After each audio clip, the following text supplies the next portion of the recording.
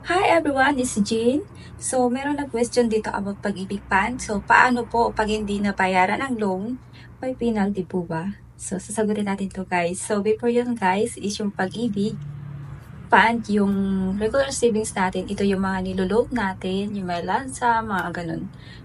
Tapos yung hinuhulugan natin. So, sa Pilipinas, ang hinuhulog ay 200.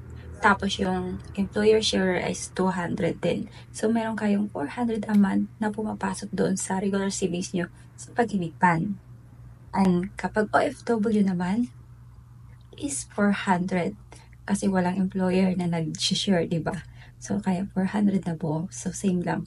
But, pwede nyo taasan yon ng 400 pataas. Pwedeng 500 to 1,000 o 80.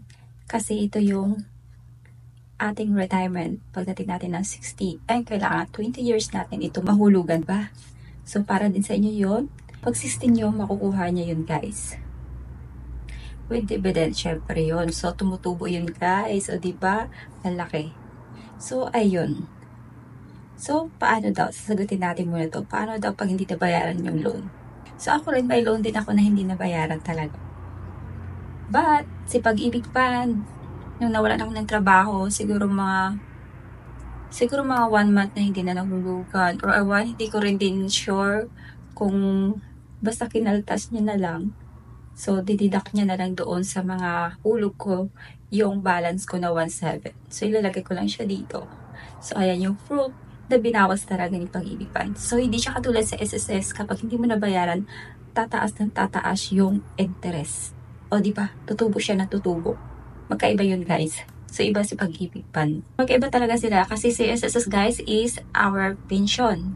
And si Pag-ibig naman ay ating retirement. O, di ba? Ganun lang. So, balik tayo dun sa Pag-ibig sa may about sa loan. So, since kinaltasan ako ng 1,700 sa about sa loan ko na hindi nabayaran, so, kailangan dire-diretso lang yung paghulog. Kung pwede mo nga bayaran yung 1,700, bayaran mo. Para yung kinaltas nila doon is nandoon pa din. Hindi pa rin siya nabawasan. Parang ganun. Babayaran mo lang siya. Hulugan mo lang siya ng hulugan. Ganun.